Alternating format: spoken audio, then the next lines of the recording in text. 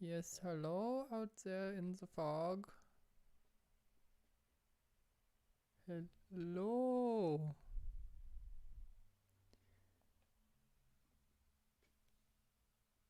Can everybody see me and hear me? Today's a funny voices day. I don't know why. I guess it's up to you whether they're funny or not. I think they are. Hello, David.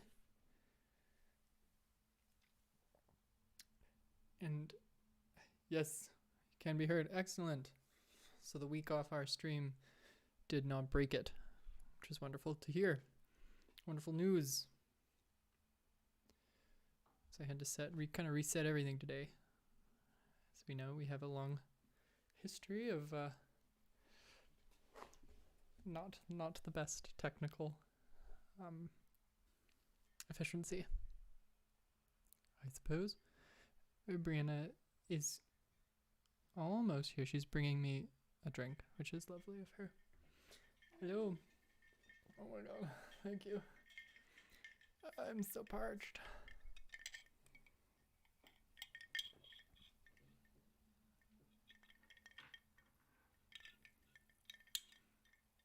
Curious.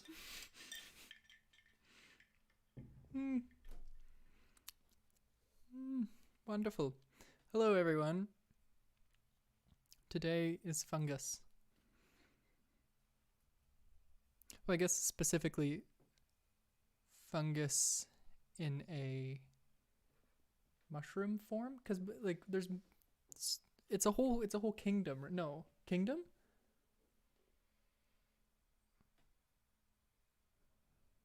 It is flora. Yeah, I don't think it's a kingdom because it's a plant, sort of, but it's also not. Oh. It's in eukarya. Which is where? Is that below It's kingdom? above. It's like Above this. kingdom? You have bacteria, eukarya, archaea, Oh, she's reaching deep. and that's officially it. But some people include viruses in there, and other people don't believe viruses are alive.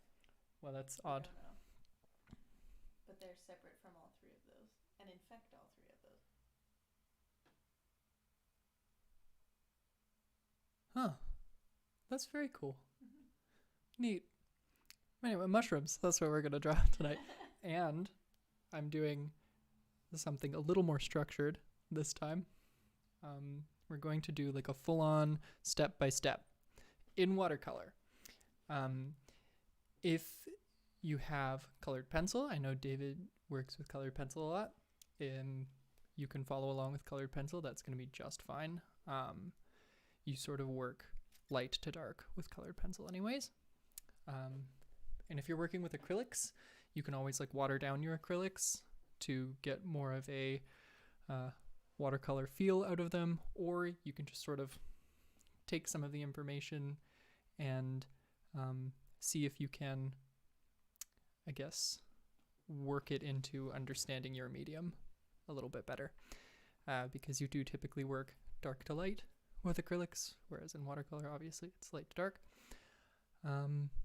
That's my only sort of disclaimer.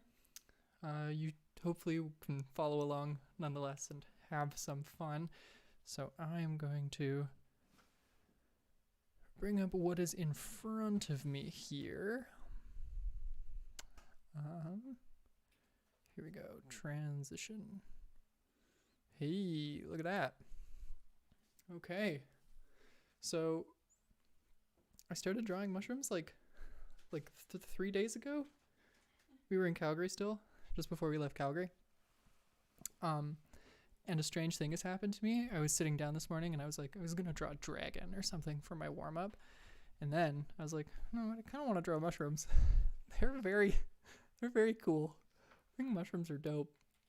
So, well, mushrooms are dope in some cases, but Such a dad joke. it's not a dad joke. First, I want to say, we'll say this a few times tonight. If you submit a painting or a drawing or an art of some kind of your mushroom, you are entered into the prize pool for this glorious slug. Also a decomposer. So you can have a little wall. Oh, it's a snail. Oh my goodness. Am I tired? Am I secretly tired and wasn't aware? It's a snail. Good lord. Either way, a mollusk that you can put next to your fungus and have a sort of decomposy vibe, you know? That's what we're going for here, is a decomposy vibe. Yes. Draw a mushroom, enter to win, get a snail. Real value. If I become a famous Canadian artist, the only trick is you have to live slightly longer than I do. But with my genes, hey.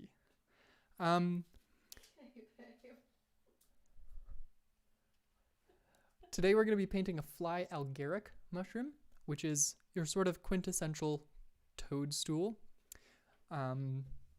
with the speckles. And this one on the left-hand side here is the fly Algeric in a variety of life stages. So, small, medium, large. This is the grande. This is the vente. The vente will kill you if you eat too much of it. The grande you might survive, and the little one, I forget. I thought the little one was like surprisingly deadly, but isn't that scorpions? I don't know. So, yeah, these are a couple little bits of practice that I did before the stream, which I think turned out pretty nicely, actually. Quite fun. But even though we're painting the sort of quintessential toadstool, I did want to draw a bit of attention to just how varied mushrooms can be. Like, they're very, very different. Size-wise, that you can have things that are like a quarter centimeter tall to like huge mushrooms. It's very cool. What are you doing? You're rummaging around. I'm sorry. What are you doing? I'm getting tape. You're getting tape? Yeah. Are you done? Yeah, I'm already. Did you locate the tape? Yes. Excellent. Excellent. Okay, she's good. What was that? I'm just doing a little bit of light teaching. So this was this morning. I don't know. I looked up mushrooms and I got like a charcuterie board, a mushroom charcuterie board. Cute. Charcuterie.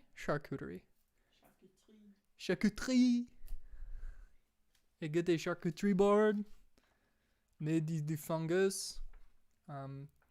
Anyways, here is the little step-by-step guide that I did up today, and that's what we're going to be following along with. And this is just another little example of some mushroom variation. These are all fantastical. You know? Good Lord, woman. Oh my God. Yeah. Hello, Dan. You're just in time for the step-by-step. So we were getting lovely feedback from quite a few people on the stream, saying that some people were I guess hoping, what's the word? Suggesting is the word I'm looking for. We do like a step-by-step format. And I thought, like, I was a little too scared at first to do stuff like that. I was like, well, what if my art's not actually good enough? But we're going to try it. And I even did a little thing out today. I wrote a whole bunch of notes on each step. And Brianna volunteered to type all of these handwritten notes out to go underneath the YouTube video when it posts. So if you do follow along today and you're a little fuzzy on one of the steps, you can go back, obviously over the video, or there's a little write-up. There's going to be a little write-up underneath that you can follow along with. What I want to try and do with my step-by-step guides is not the draw 2 circles and then the rest of the owl. I want to try and justify everything I'm doing as well a little bit, so that maybe if you want to go and paint another mushroom after this, you are a little more familiar with like some of the artistic ideas here, like choosing your light source and like respecting your light source. So yeah, hopefully you get some good info out of it, and I think we should just jump in. Yeah. Are you ready? Yeah. This is sideways. That doesn't seem helpful to me. Should I? I should just turn it. Yeah, I could flip it. Flip it. Okay, sorry, this might be a horrible noise. I don't know why I just didn't think of this earlier. Here we are. That makes way more sense. Oh my god. It's not a horrible noise? That's good. This might be. Oh yeah. Oh yeah. There we are. Okay. So for your colors this evening, we're going to be using a very limited palette. This is actually like a lot. What you could use is yellow, brown, red, and purple. If you don't have a brown, excuse me, sorry, that might be a little bit tricky. It's hard to mix a brown, but you can mix brown from like yellow and green. They kind of, like it does yellow out really quickly. Yellow and blue, you just kind of like muddy some of your colors together. Hopefully you can get a brown. If you only have a dark brown, that's okay. You'll probably have a yellow. So you just mix your yellow into your dark brown and you'll get a nice light brown. Orange is not 100% necessary because you can just mix yellow into a red. And purple is not 100% necessary because if you have a blue, you just mix your red and blue together to get your purple. So there's, some wiggle room here if you don't have a whole bunch of paints to work with this evening. Excellent. So we have our 3 stages of mushroom here. Stage 1 is going to be laying down your base color. It's going to be light, and it's going to just establish where you want some of your major forms here. So there is a little bit of diversity within these shapes here. Underneath the cap of the mushroom, it's darker, and underneath the skirt of the mushroom, it's darker. But it's all the same color, right? It's just a little more opaque. And then we're going to move on to the step 2 would be taking your brown and mixing a little bit of purple into it to get a deeper, darker brown, and then just going back into those shadow shapes and buffing them up a bit. For the cap, we're going to start with an orange wash across the whole thing. Then you go back and you just put a little bit of red around here and blend it towards your light source, right? So it's going to be darker on the side that's furthest from the light source. And then in step 3, we're going to mix even more purple and strengthen our shadows even more. And that's it. That's the whole process. First, though, we do have to start with drawing the mushroom. And I came up with a little method here that kind of builds on stuff we've talked about in the past, trying to use basic shapes. So let's get the show on the road. Could I be zoomed in a little more? What do you think? Depends how much you want people to see the top one. Let's see. Yeah, It could be. Yeah. Whoop. There we go.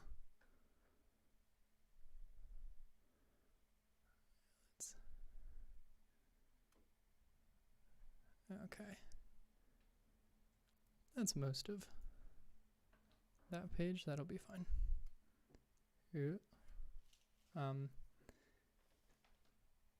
There's writing on here, but it doesn't really matter. It's my handwriting, so no one in their right mind could read it anyways. So what we're gonna do to get the basic form of this shroom is we're gonna start by drawing basically just a cross. So a straight vertical line,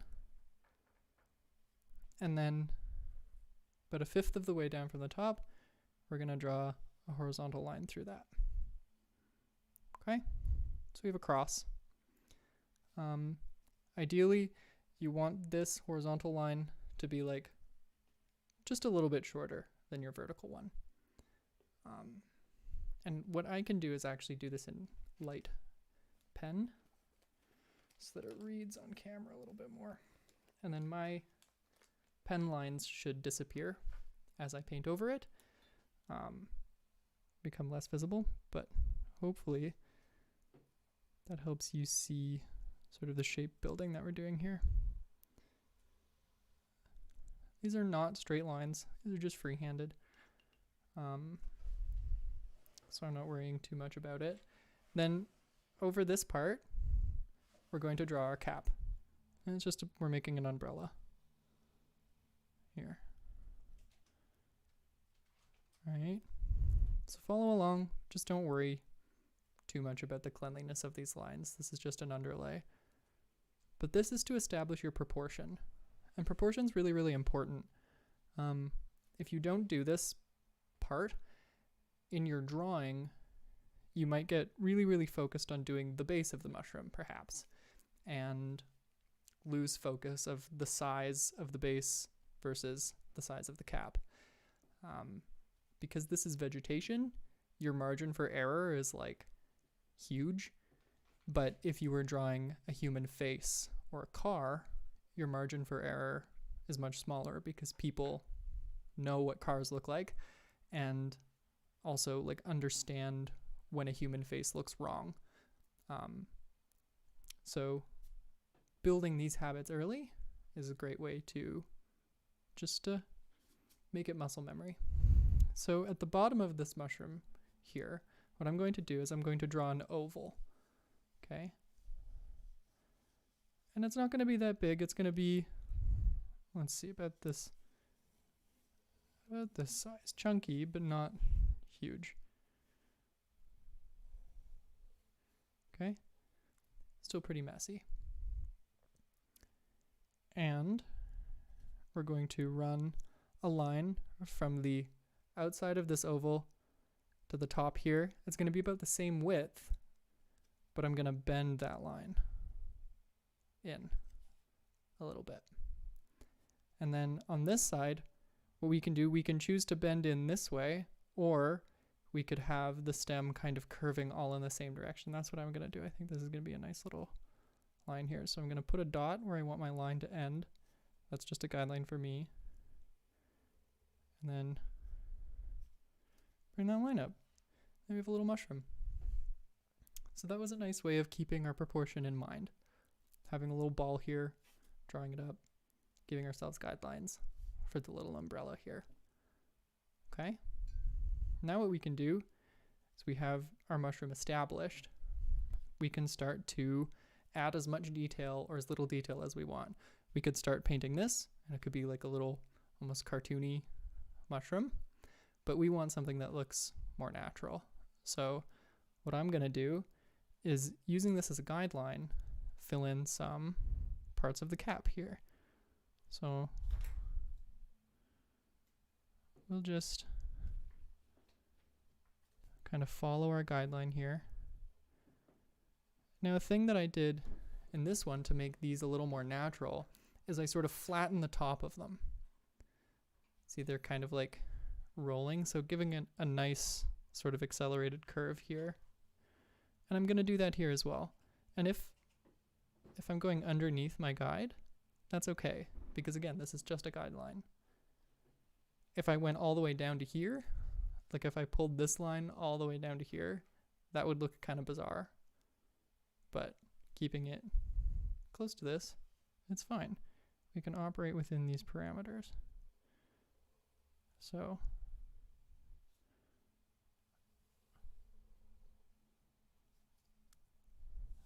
Okay.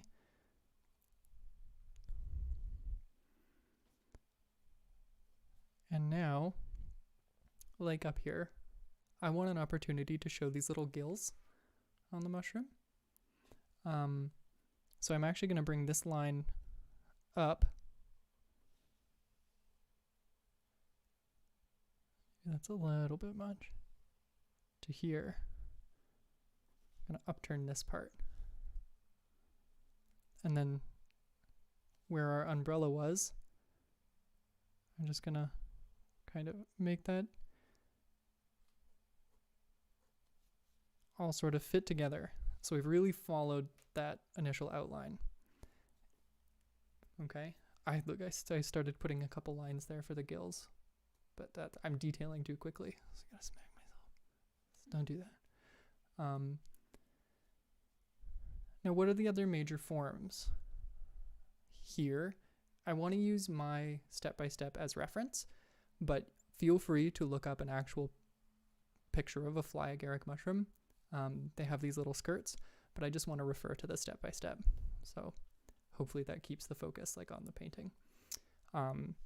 These lovely little skirts, and I want to incorporate that in this guy. So they're about halfway down, but he's already a little bit stumpy. So I might actually put his skirt a little bit lower, not quite make it as long. But the skirt, think of like a tablecloth when you draw this. Just kind of give a nice little wave down the mushroom there. And you can choose to break it up a little bit to give a little more visual interest.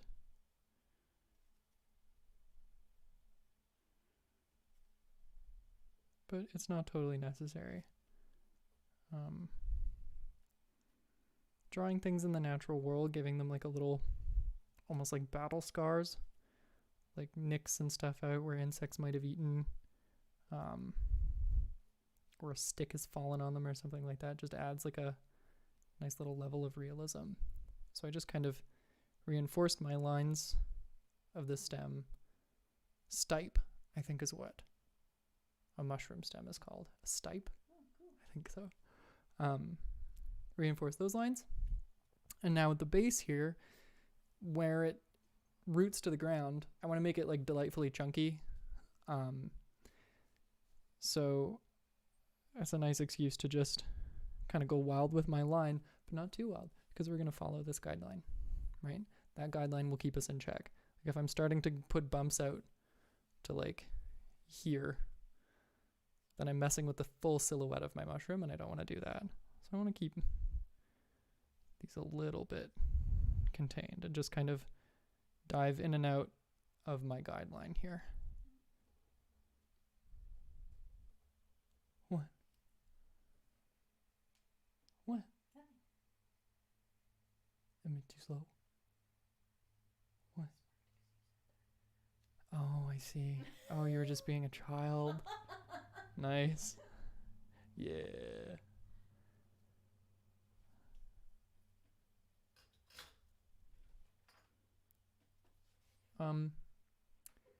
Because threw me off. No, she's just I was prattling on.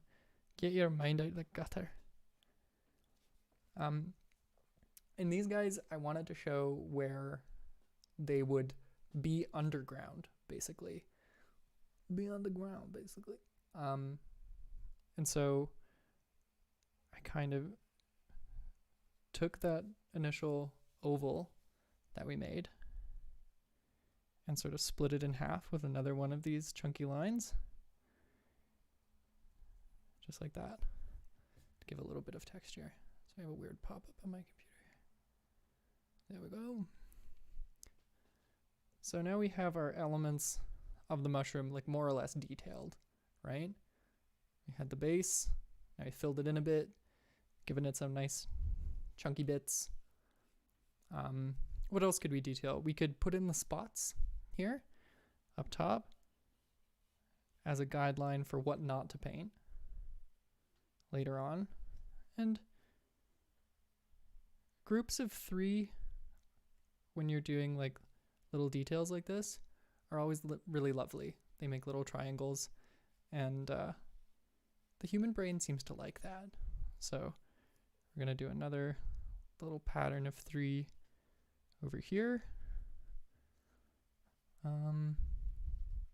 We could add some like specks on the mushroom, right? Those aren't really going to show through though as much when we start painting.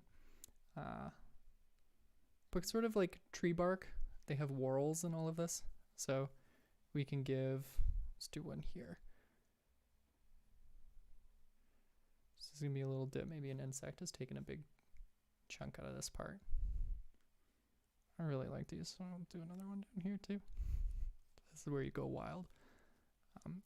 And it's represented as this sort of like dark splotch on these guys up here.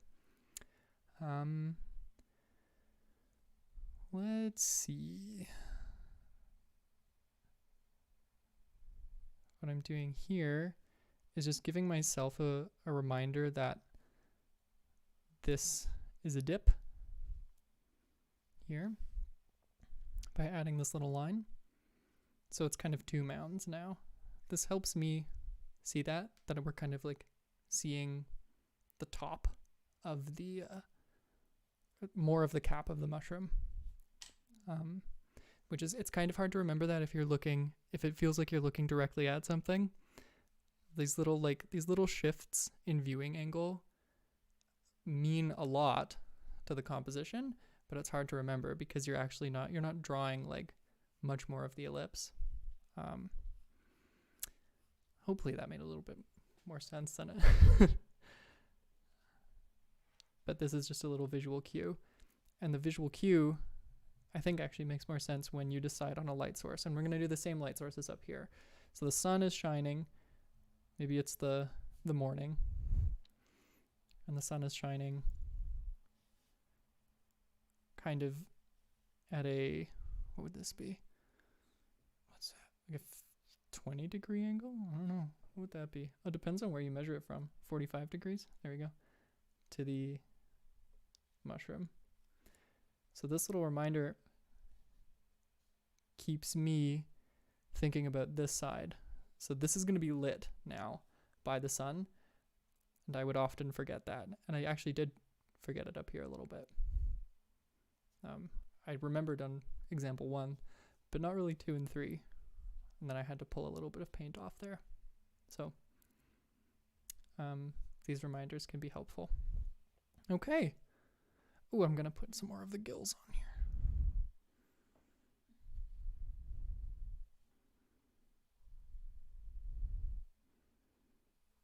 How's that?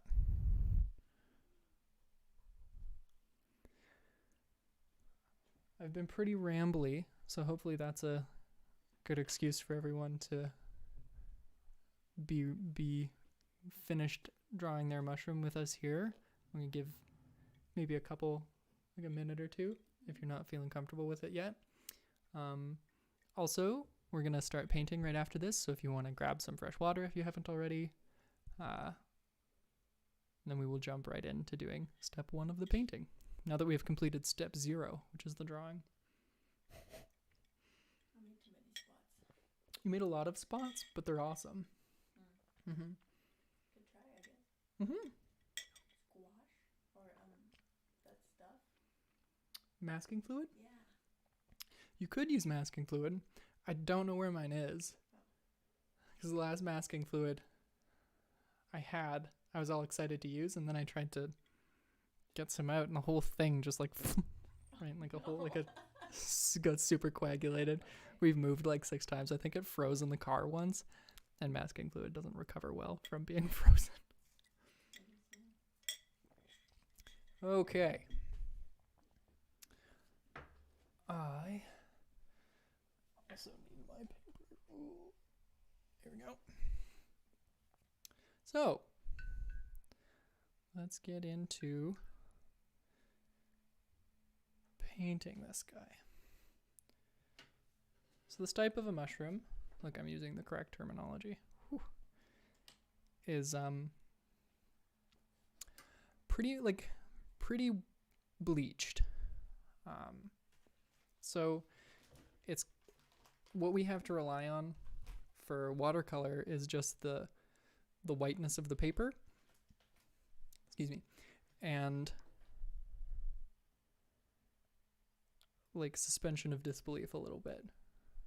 So real mushroom is probably not going to be this brown on the stem, or a real fly agaric mushroom isn't going to be this brown on the stem. But that doesn't really matter to us because we can take any shade of brown and mix it with yellow to make a nice desaturated brown.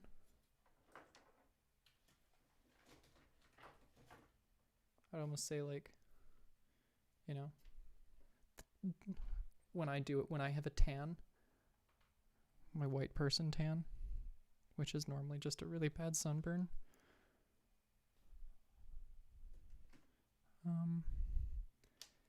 Yeah, you want to mix a nice light brown here. See, I'm actually spending I spend quite a bit of time when I'm getting a color ready, just trying to push and pull it. So I don't have a reference down in this corner today, is because I want people to be able to see the mixing happen.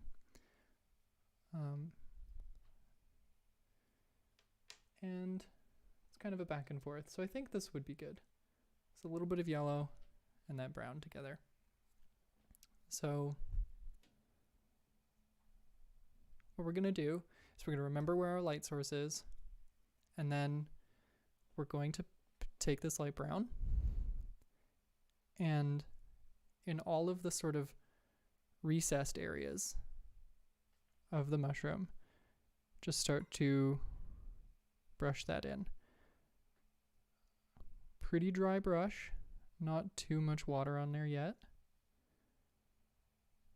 We're just putting this down. So putting the line in on this side, again, because it's furthest from the light source, and it's under where two planes are meeting, basically. There's a big cap overshadowing this. So putting it under the cap like that really enforces that feel of three-dimensionality. And we'll apply that same principle to under the skirt.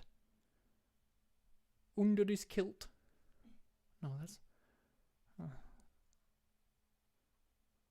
I was trying to do Scottish, but it came out as like, winter is coming. I don't know why I did that. In these little divots here, those are going to be shaded as well. So we'll put some in there.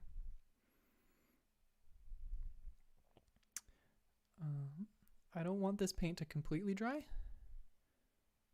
So I'll take a little bit of water and I'll just put that in the spots that I've put down, ready, just to keep that from drying. Okay. Then on the base, this is going to be probably the darkest part of our mushroom. So you can just kind of blend this in a little more. This is just going to be our base color down here. Maybe come out the other side a little bit. Again, under the skirt. Just call it a kilt. It sounds more appropriate when you call it a kilt.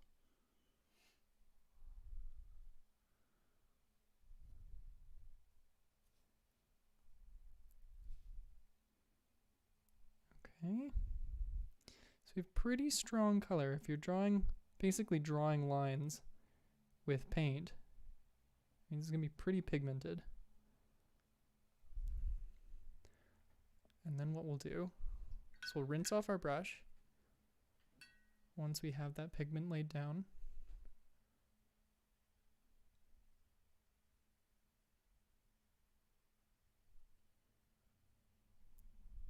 And we will take a wet brush with no new pigment on it. We're going to take that water and we're going to brush it in to the lines that we drew.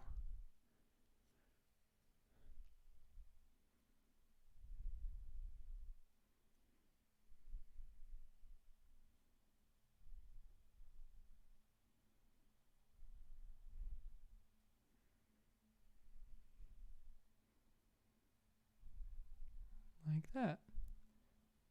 And this gives us a really, really nice three-dimensional form. And it kind of happens naturally. There isn't any like complicated shadow placement or anything like that. You just rinse off your brush and then bring all that water to the... Yeah. So I have a couple here. I'll move my water jars in a little bit further as well. So I typically have one jar where I wash my brush and another jar where I rinse it afterwards. But because this was our first color, I just kind of like washed it off. Yeah, so I'm taking basically a clean brush, lots of water, and then brushing that water into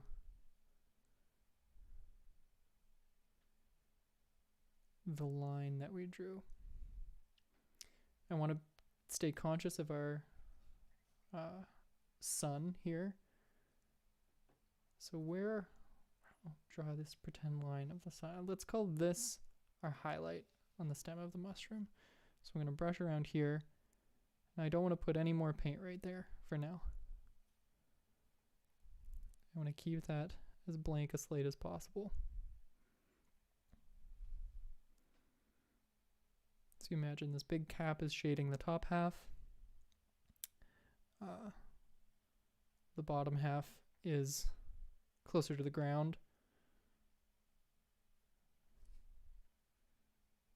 So the middle of this stem is going to be the brightest part of the stem.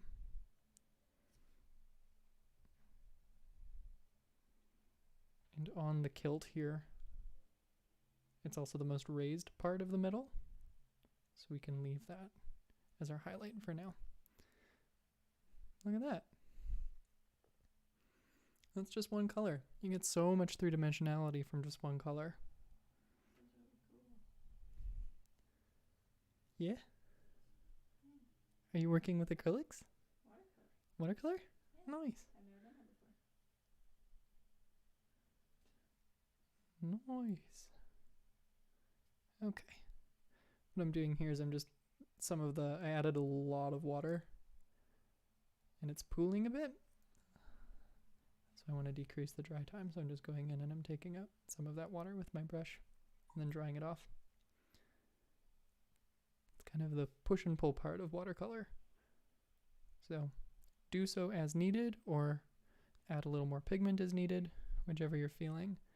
To add a little bit more, what you could do is we really want to like sell this three-dimensional effect. And we're going to in step 2 and 3, but the more we do with our base right off the start here, kind of on these sides, right? So we want to get a little more color in here. Now this is all wet, so you have to, the paint's going to act a little bit differently now. Right now I'm really just putting it down, but you get these lovely watercolor effects, which makes it look pretty organic actually. So I'm just putting a little more down there.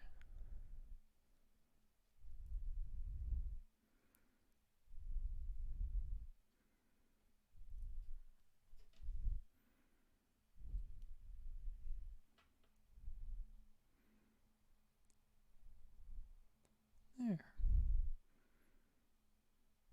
That added a little more interest, I think.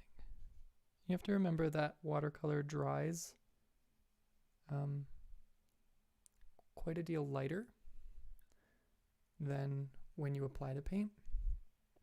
So you kind of over apply pigment and then as it dries, adjust.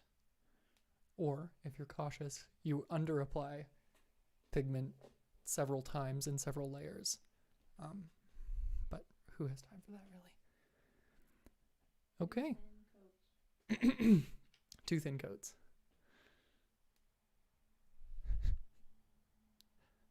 Nice reference, man. Yeah, you're a Warhammer wife official. You paint minis for a living, basically. So for the cap, I'm going to move on from the stem here. But for the cap, we're basically doing the same thing. And the cap's pretty easy. I'm taking orange. Or if I didn't have an orange, I'm taking my red and yellow and mixing like 2/3 yellow to 1/3 red. Even so, actually, I'm going to take some of my yellow and put it into this orange because I want it to be a very light base. We're going to be putting red on the cap, and red is an incredibly overpowering color. So the more we have down to blend that red into, the better. And yellow is a wonderful, wonderful blend. You can blend lots of things into yellow and it makes everything a little more vibrant. Okay. Excuse me. So I'm going to basically do the same process as we did on the stem here. I'm going to be careful because this is still wet. You don't want to brush your orange into that. So I'm going to start a little bit up from there and we'll just fill that in when the stem dries. But drawing my line.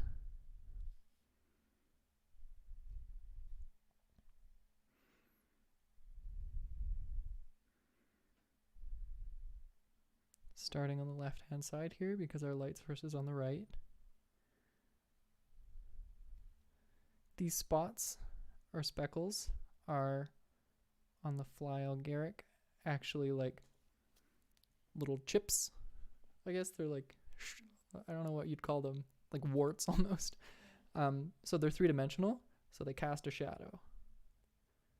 They're not just a pigment change. So I'm going to remind myself that they do that by just putting some paint on the underside of each of them. And now that paint, if I'm doing larger strokes, will kind of act as a shield for me just accidentally painting over one. There we go. Putting my line in here. I'm going to rinse, and then go back in with just the water like we did before.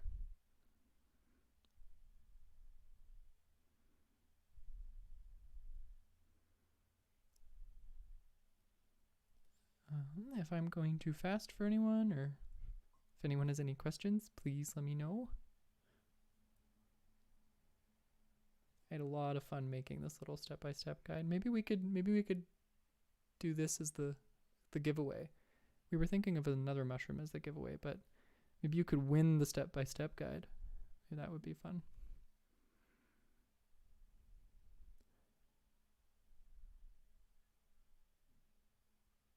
It's very light on this side. Rinse, rinse. I rinsed again because even this color I felt was a little too strong to be going on the most sunward facing side of the shroom here.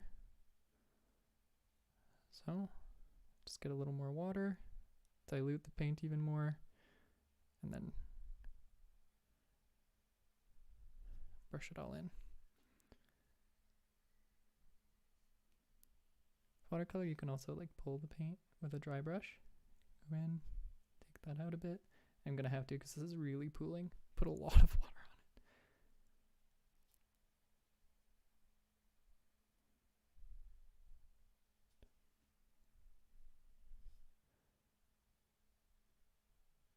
There we go.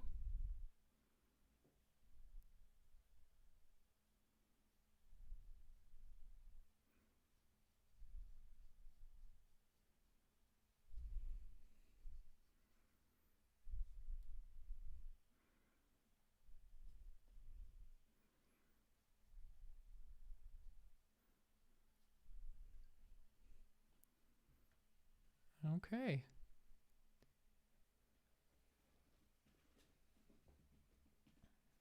How's it going? Looks pretty good, Moo. Look at that. Gave up on my dots on the other side, they're too small. Yeah, the dots are.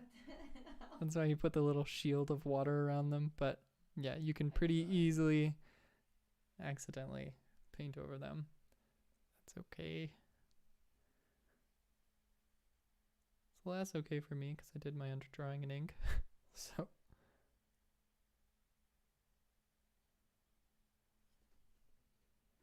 They will show.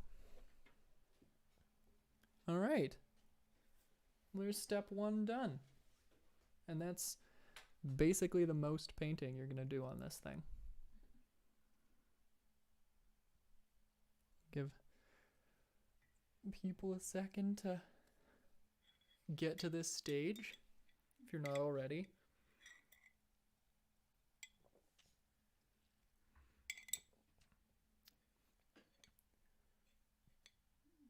Oh, it was so windy today, but it's actually like looks quite placid now. So windy. Nothing here to slow it down. Okay. So for step 2 here, what we're going to do is we're going to basically take our brown and add a little bit of purple to it. You can have warm purples and cool purples. Preferably with like a cool purple. You could also take your brown and add a little bit of blue to it. Doesn't really matter.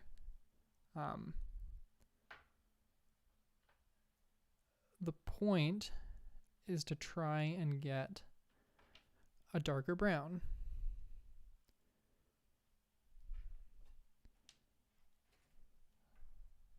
But what we're going to do is we're also going to use this to texture.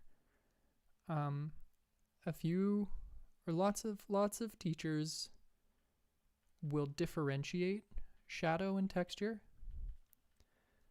but texture is just small like changes in the surface of your object that are essentially casting like millions of tiny shadows. And so something smooth or something gritty. Alicia says, what is a warm purple? A warm purple. Okay, yeah, here, I'll go into that in a sec here. No, that's okay. But what we can do is we can combine the texture phase and the shadow phase into one, because they'll be the same color. Because the color of the shadow being cast across the whole surface from this cap is this going to be the same like flavor of shadow that is making the texture pop. So yeah, we can kind of combine the stages. Now a warm and cool is the color temperature. If you've heard of color temperature, like hue and saturation and stuff, saturation is like the amount of color, and hue is sort of which way that color is leaning, towards a bluish color, which we call cold, or towards a reddish color, which we call warm. There are warm and cool variations of like every color, but the easiest way of thinking about it is using the middle colors between blue and red. So if we have a purple, we could take this purple and mix in a little bit of red to it, and that would make it like a deep, rich sort of like plum, I guess. Let's try that. Take my purple. Ooh, I could use a little bit of scrap paper to try and show this better. Here, one sec. Oh yeah. Nice. Okay.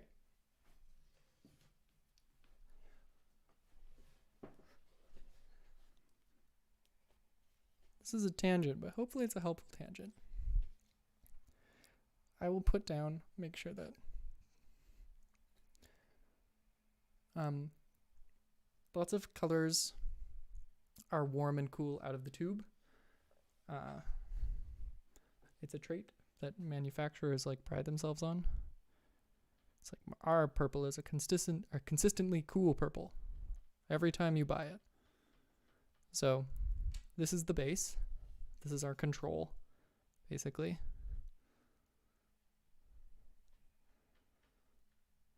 Take some water and blend that in.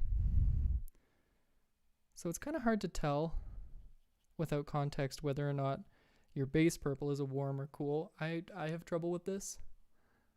This feels just purple to me, you know? You look at it and like, that's purple. But I take the same purple and brush it in, and then take my red.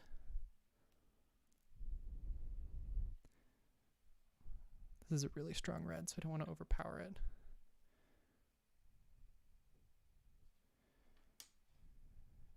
You can blend that in,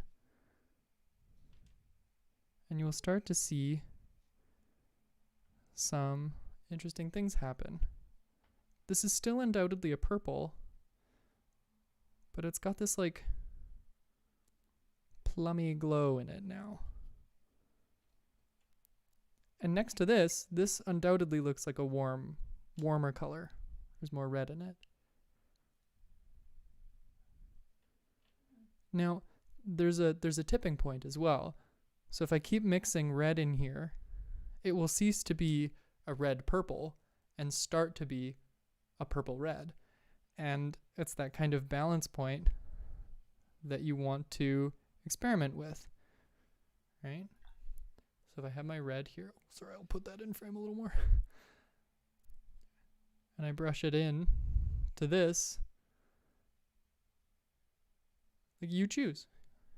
Where do you think it becomes a red purple or a purple red? That's kind of a fun game.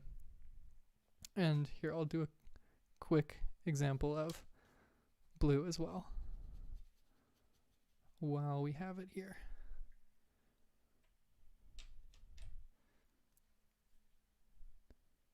And you know, artists love to argue over whether purple is by nature cool or warm, or green is by nature cool or warm. You can warm up a green putting orange into it, but then your orange might push it into a brown space. And then is it a brown green or a green brown, or is that brown cool or warm? It doesn't really matter. It's just another thing for people to argue about endlessly on forums and throughout history. But it's kind of a fun problem. And this is genuinely in the eye of the beholder. One of my favorite artists, James Gurney, he did, if anyone is familiar with Dinotopia, the series of like illustrated books, Dinotopia, James Gurney wrote and illustrated those. Has a wonderfully scientific approach to color. And he submits some of his paintings to research labs that are working with like pigment and viewing art. And he's had people like tests run on his paintings where people will sit down and say whether something is warm or cool, or he'll do an eye tracking exercise. But it's like chance, basically, whether someone looks at a blue and calls it warm or cool. And when you put it next to things, everyone is like pretty consistent. Everyone can tell when it's next to something. So whether or not this base is warm or cool doesn't matter, because relative to this, it's more neutral, or this relative to this is more warm, and this relative to this is more cool. And again, this applies to every color. So that was my very long-winded response, but hopefully that's helpful. Because to apply this, a general rule with painting light and shadow is that you have your light source be warm or cool. Let's say our light source is warm. Then we want our shadows to be cooler. Your computer, oh no, charger.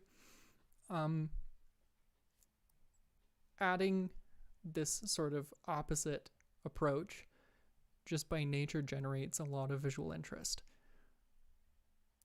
What we have here is a very warm mushroom, right? We have a lot of yellows and oranges and browns. What we could do to counterbalance that warmth is take our purple and add a little bit of blue to it. I was just going to add brown to mine to keep the palette kind of consistent. But if we take our purple, gray is often seen as cool, and brown and purple kind of gray each other out. So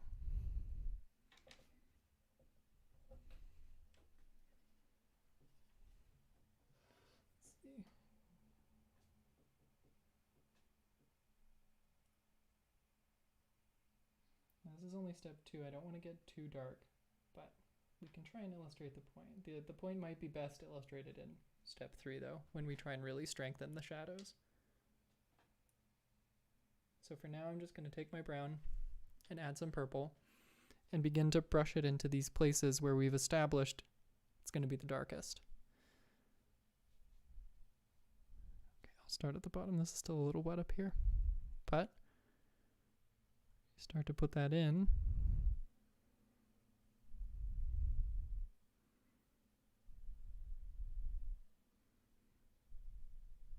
Now let's take a little bit of brown or a little bit of blue here and sort of inject that into our mixture. Cool it down a bit. Very small change. I think the relationship of our brown pigment to the blue was very much in favor of the brown, but any amount of paint that you mingle in here will have some small effect.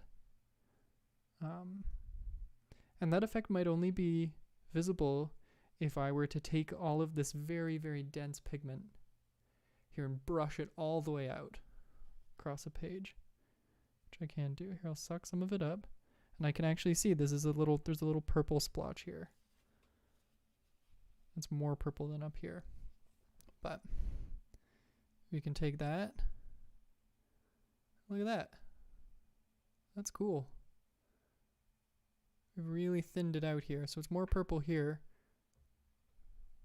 and this feels more brown. So the colors can really change once you mix them like that.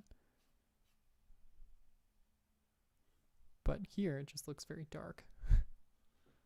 To me, these look like two completely different colors. This looks incredibly brown, but this looks kind of like a little more like a grayish purple to me. So that's the sort of relationship that you want to bring into balancing your lights and your darks. You can always have a cool light. Because we're dealing with the sun, a lot of people say the sun is a big orange or yellow ball in the sky. So all light that the sun casts is going to be warm. And that's super not true, because the light is actually just like pretty white. Yeah, it's almost dead center in our like in our ability to measure luminosity, we use the sun as kind of our gold standard.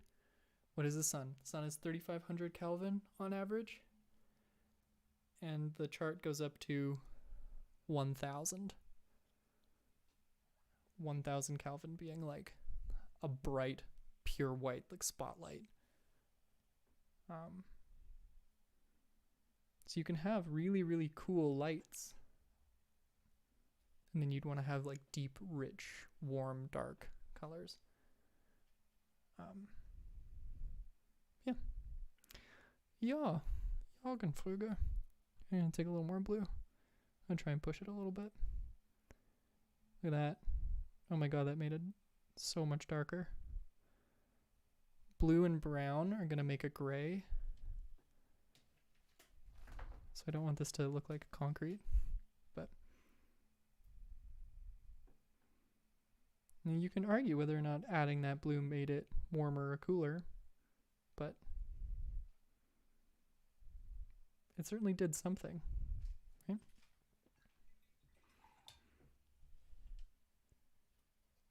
Anyways, I'm going to take this darker brown now and just kind of do what we did originally, but a little more sparingly. I'm not going to outline all the way down. I'm just going to put it in the shadows. Carefully there, really carefully here. So this is on the lit side, so that shadow's not going to extend out that far. And here.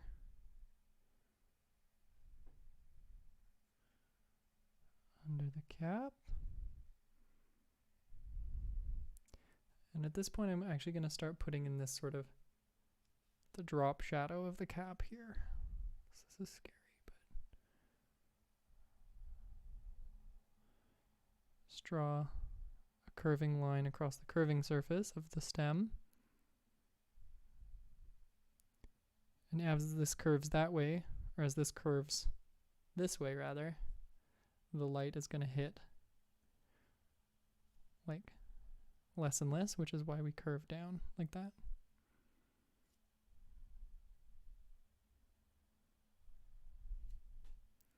If that doesn't make sense, I probably explained it poorly, but it'll still look cool if you do it. Looks like a drop shadow.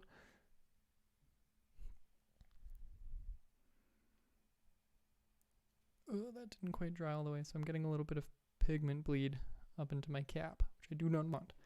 I want these to be very, very separate, because this edge right here really is this far away from the stem.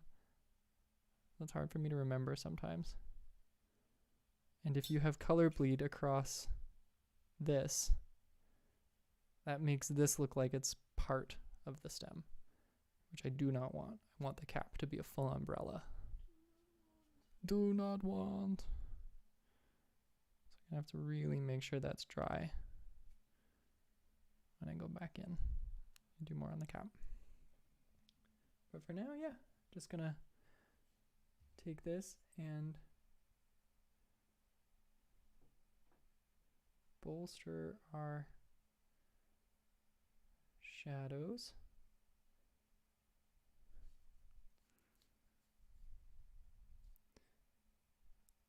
Add some texturing now. So these grow up in kind of like these striations. So I want to put, let's say this is higher, so we could put a little bit of a shadow here. Maybe there's more texture. And now a fun thing you can do is take this outline that you've done and sort of pull texture out of it. Right? So this is still going to be pretty wet. And now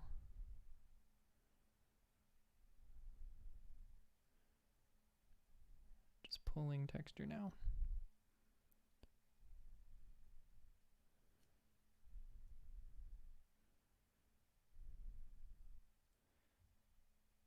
So texture, because it's quite low-lying, isn't going to cast like a deep, deep shadow unless the texture is itself in deep shadow.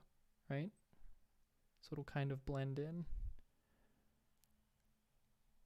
But the lighter something gets, or the more like exposed it is to the light, the more homogeneous that lighting surface is going to look. So you're going to lose texture detail, which is kind of nice for artists because that means we don't really have to do anything there, right? If we have these little stripies sort of selling the three-dimensional effect, right?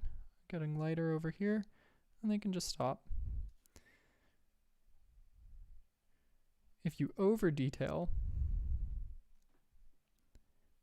and then don't add stripes here, it will look a little bit weird. And I've heard detailing described in a cool way that's like you make a deal with the viewer. If I just put in like sparing detail here in certain places, get a little bit of coverage, I'm making a deal with the viewer that says this exists over the whole surface. And if I've done it sparingly enough, the person will be like, yeah, okay. You just kind of assume that there's more texture over here, but it's lit.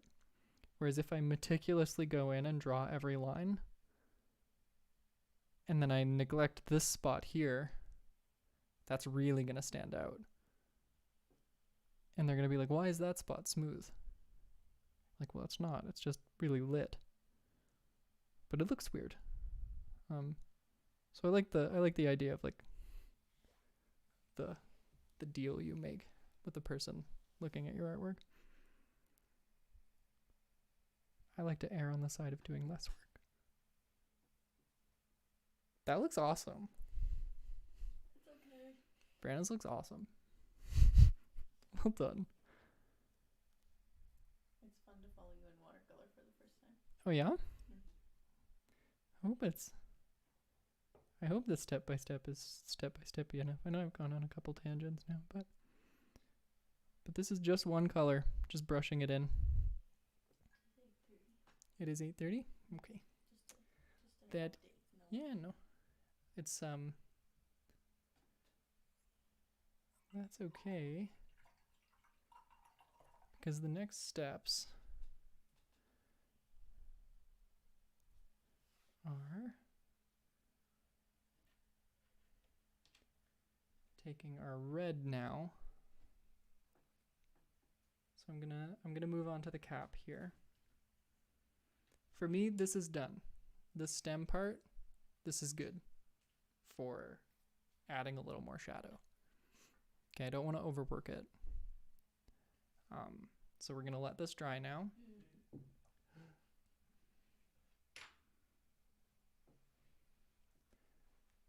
And I'm going to mix up my red here. Mine is a very, very like strong red.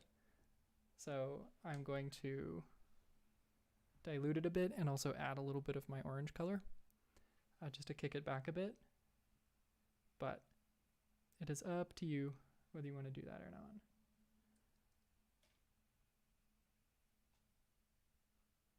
There.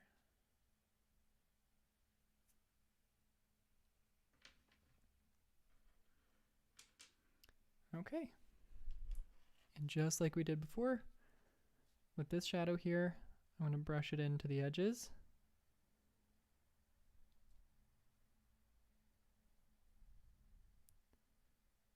Remember the drop shadow of the little spots. This spot right here is not drying very well, so I'm going to just avoid that in my painting for now until it dries a little bit better. Sometimes if I'm waiting for something to dry, I'll just use a hairdryer. Really speeds it up. But I will just omit it for now. So I don't want too much there. I might have already put a little too much pigment there, but that's okay.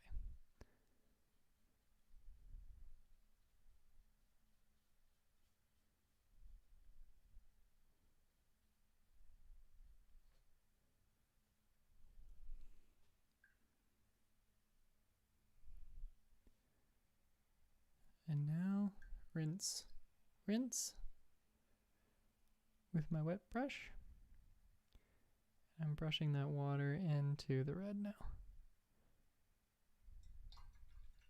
Red can get out of control really quickly. So err on the side of caution with it.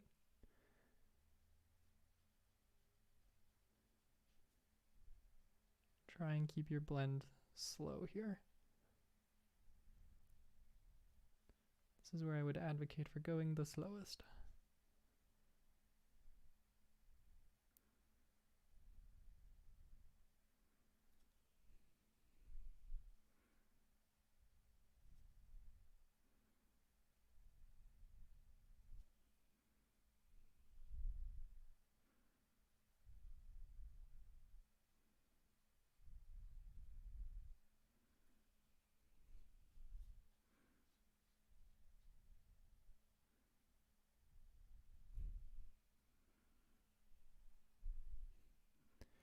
I'll push this red back a little bit here. It's a little too strong on my lit side, or my light facing side of the shroom.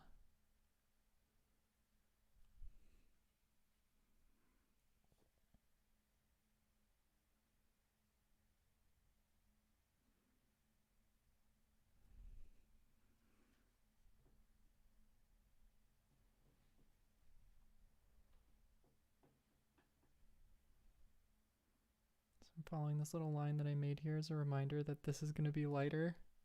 It's going to be kind of our spot highlight there because of the form change of the cap.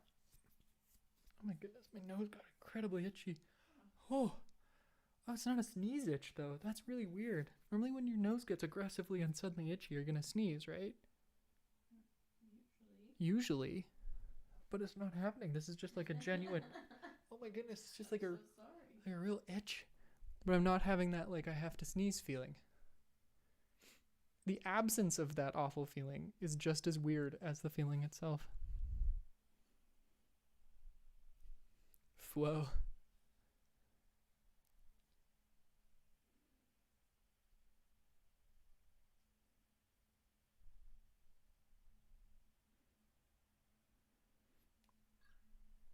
Okay.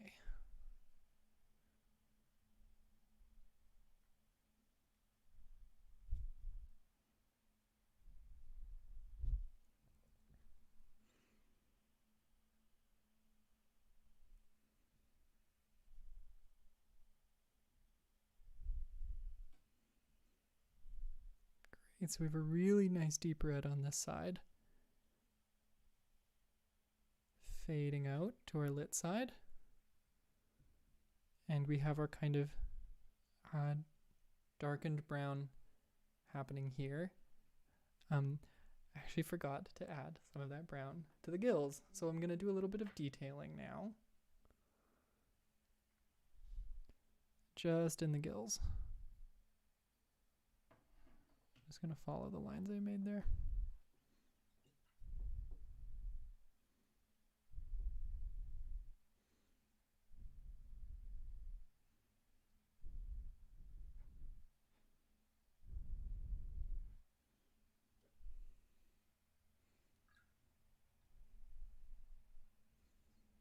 There we go. There's step 2 done.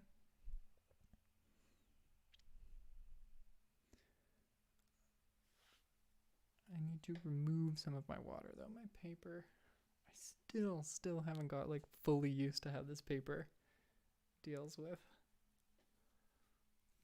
water. It's so cool.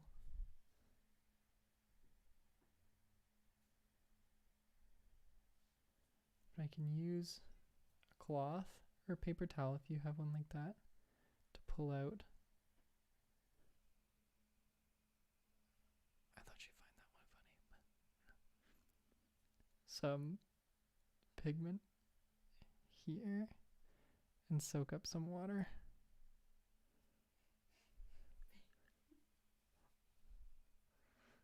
I'm listening to you on the live stream. Yeah, I know she's not. So there's a delay of like 10 seconds. Cool. There we go. Some of my this is stayed a little bit wet, so I'm going to need to go back in and fix that little splotch there, but that's totally fine. Remember, with watercolor, it's always easier to fix something where you have to add pigment than remove it. Oh my goodness.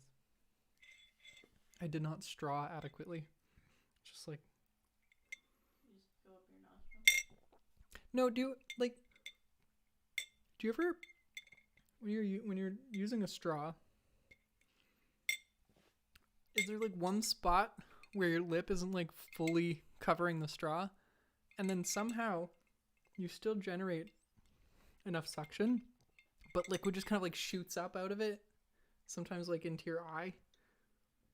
Does that ever happen to anyone? That's just me? It's just me, okay. I think... You're a giant nerd is what you're saying. No, even if like... I really don't know how it happens. I can't recreate it in the lab. It's really annoying. But sometimes I just want to if I'm absent-mindedly just giving her on my straw, sometimes it'll just like... That's my... That's how I struggle. That's my struggle today.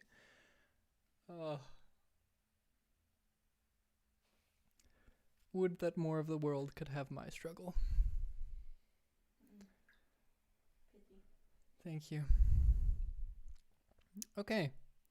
Let's try it up a little bit. Hopefully people are feeling fairly comfortable with where they're at with step 2.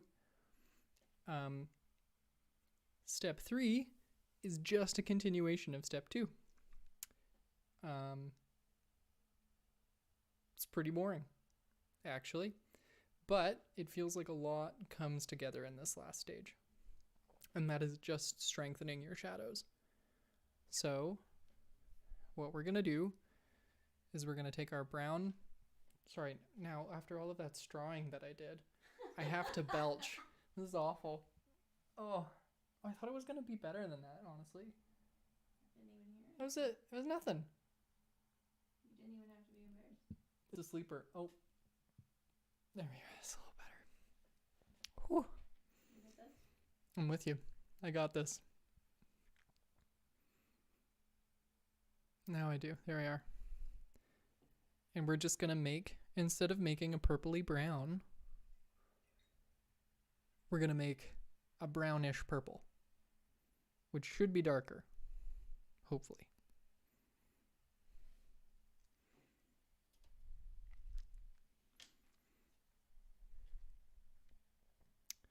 As our sort of deepest shadow pigment. Can you see that? That's quite dark.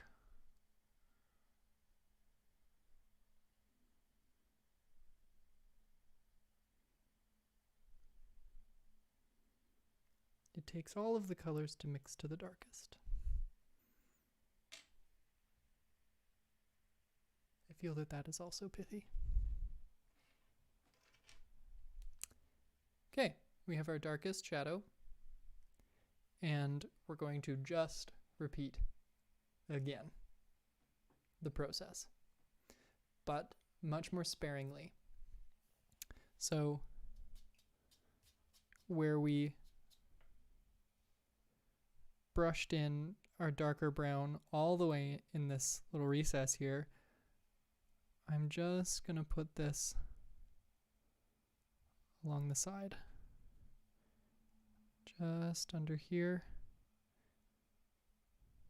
And when a whole bunch of planes come together in curves and in like meetings here, right, this is curving away and there's a surface overlapping it, so underneath it's going to be quite dark.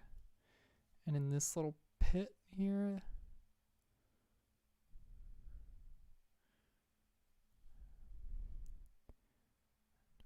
here. But this is where I'm going to be sparing and keeping in mind that watercolor does dry lighter. So for pushing these shadows, do one pass. There's going to be much more here on the base, but still not all the way. Just under where this is overlapping.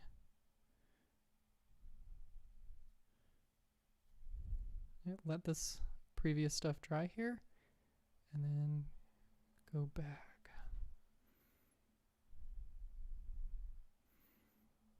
And I can make this look all knobby down here.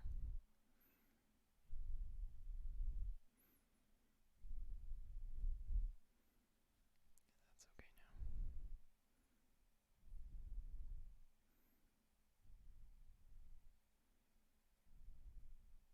Sort of tuck some shadow into that corner there. Under here. Might be doing this a little too early, but I want to do the gills.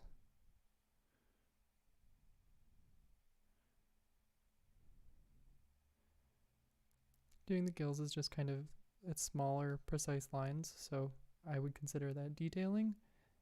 You typically want to leave that to the end, but I had the paint on my brush, so.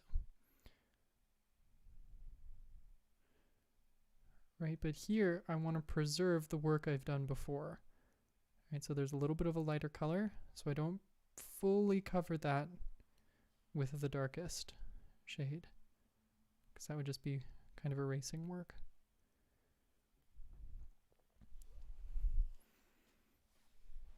To fix my little drop shadow here, I'm just going to take some of my base brown and put it back over and maybe blend some of this shadow here. But look at that. Look at how much form. Expressed it. I can't even speak. It's so much form.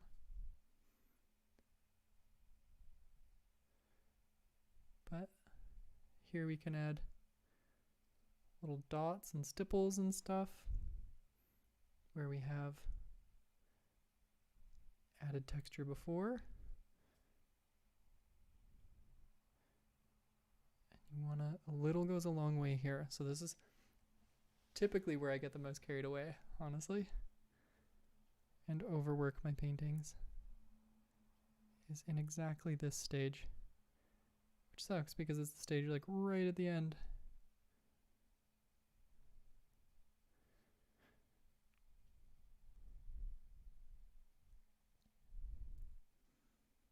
And the cool thing about this shadow color, this darkest one, is we're also going to use it on the cap. We're not going to mix a different shadow color, because the red here is such a bright, vibrant, different color than the brown here that it will shine through. And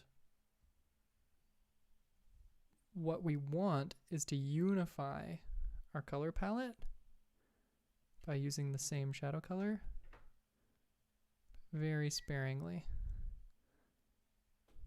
And this actually kind of feeds into the warm and cool thing that we were talking about, because I'm brushing this over a very, like, this isn't just warm, this is like hot. This is hot, hot, hot right here. That's gonna warm up our shadow. I think so much so that it might end up looking like a different color. Because it kind of is, actually. That red underneath it. But I want to be very careful. I want to use it sparingly. And so, do my double rinse. And now, take my still dampish brush, go back, sort of soften that hard edge.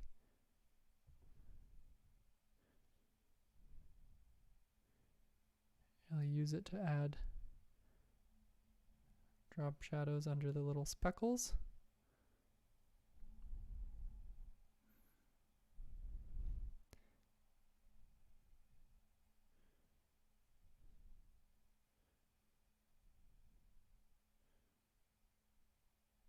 quite carefully on the lit side.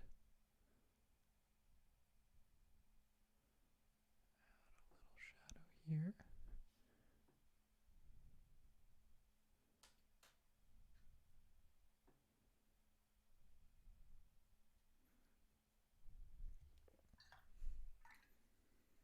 And for this stage, I want to have a wet brush, but not so wet that I'm reactivating this red paint that we put underneath. It's kind of a finicky stage. Don't worry if you do. I just don't want to, because if I reactivate it, it's going to mingle with this shadow color and make this transition a little muddier. So it's a thing to practice, and it's a very paint by paint sort of delicate balance. Different pigments reactivate with different amounts of water. So it's you want to play it on the safe side and have a brush that's just damp enough to blend nicely. But hopefully it won't reactivate the underlying base color too much.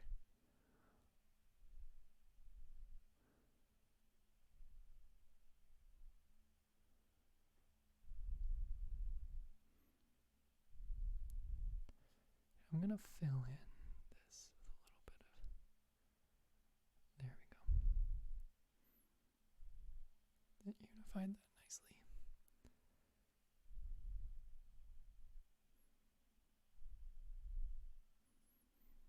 Okay, and here you could call this done.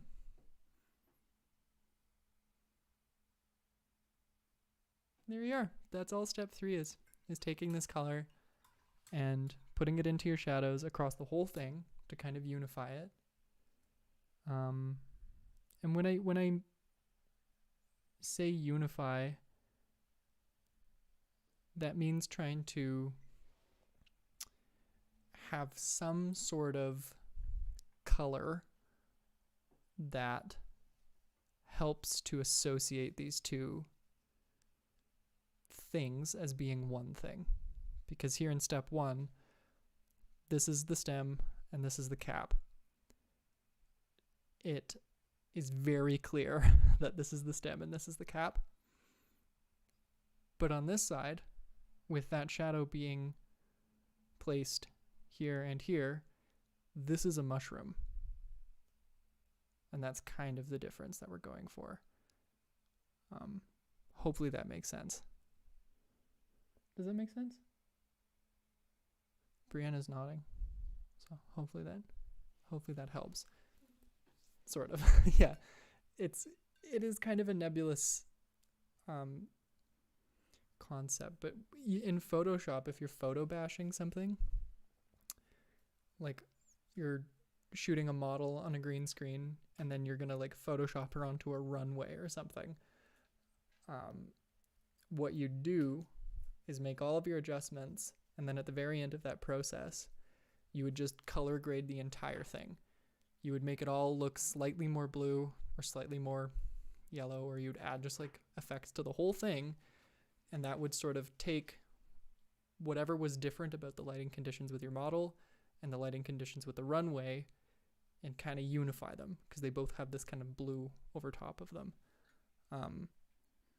So you're just kind of like trying to distract from the fact that these are two very different colors by adding the same color to both of them.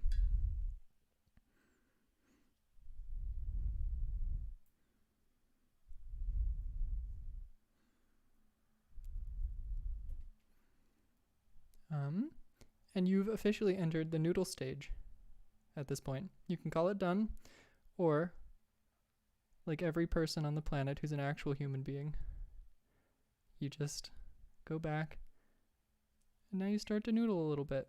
Fix spots that are bugging you. I wanted to add a little more of a shadow to these spots because they're actually, again, they're 3-dimensional shapes. So I want to reinforce their drop shadow a little bit. Brandon's looks so good. You did do it. Do you want to show it? Yeah? If I keep touching it, I'll mess it up. Yeah. Again, the noodle phase is very dangerous. But here's Rihanna's. Look at that. Oh, that looks so good. Well done. I would like it better with white speckles, but I decided to go goth with it. It's a goth mushroom.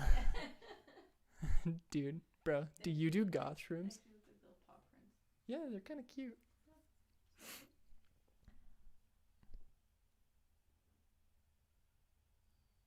I wanted to sort of buff up those drop shadows.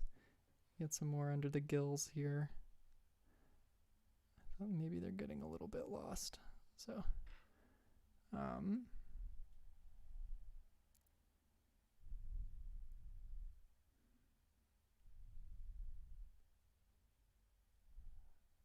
there we go. Remember, if you submit your mushroom to us, you are entered in the draw to win the snail, which is somewhere. Where's the snail? I put it down here somewhere. Oh, he's hiding. To win this snail. Oh boy. Tag us in your story on Instagram. Tag us in your story on Instagram. Don't forget to like, share, and sacrifice your firstborn to the altar of subscribe. Also, hit the Liberty Bell and just smash that thing. Just smash that Liberty Bell because it's a goddamn lie. If you want to be notified of our videos. That's about it. I love your mushroom. You like my mushroom? Mm-hmm. I love your mushroom. Thank you. And I guarantee I'll love all of your mushrooms. So, if you guys have any questions, let me know. I hope, as my first step-by-step guide, I hope this was helpful to follow along and all make the same picture. I know that that's normally what a paint night actually is, but this has been really fun, and I will post. Well, this is already on Instagram, this image here. So if you kind of want to follow along with that, you can, if the visual reference would be helpful. Brianna did volunteer to write out all of my notes underneath this YouTube video. She's already groaning at the idea. Volunteer is the right word. Well, it is my employee, and she's gonna write out these notes for underneath the YouTube video if you want to follow that along, or of course you could just go back and have this video on repeat for literally ever and really bolster our viewership numbers here. I'm gonna do one more noodle. Here we go. I'm gonna add some roots. Little guys coming out. This is fun. Just with a really thin brush. Because if you've ever pulled a mushroom out of the ground, first of all, consult a fungologist before eating it. If you ever see a mushroom that looks like this and pull it out of the ground and intend to eat it, don't. Just don't do that. Yeah, not this one. But they have these lovely little, like, hairy roots. They don't really have big roots. They're just, like, very spindly. So, they can be really long, too. But they're not, like, flower or tree roots. I guess that's what helps these things decompose, is it's just thousands of these little tendrils just pushing through dead wood. Nice. There. Little shroom. It's perfect. Thanks, love. Thank you. I hope you guys enjoyed the stream this evening. Like, we're ending at just 9:05. Again, submit your stuff, enter the draw for that snail. Oh It's like boy. $40 value. It's like a $40 value. Yeah. Yeah. I mean, we're like, yeah, like It's like 4x6. 4x6. Yeah. And it's original. And it's original. It's original. And when I'm dead, it's gonna be at least like double that value.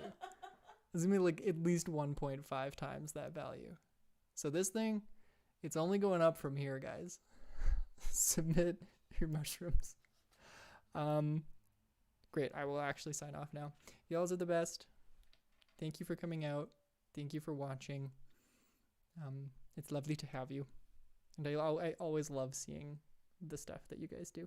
So, cheers, everyone. Cheers, Mom, for the money. And have a great day, Bye. evening. Stay positive. I guess I want to end on like a positive note. Also, the proletariat have nothing to lose but their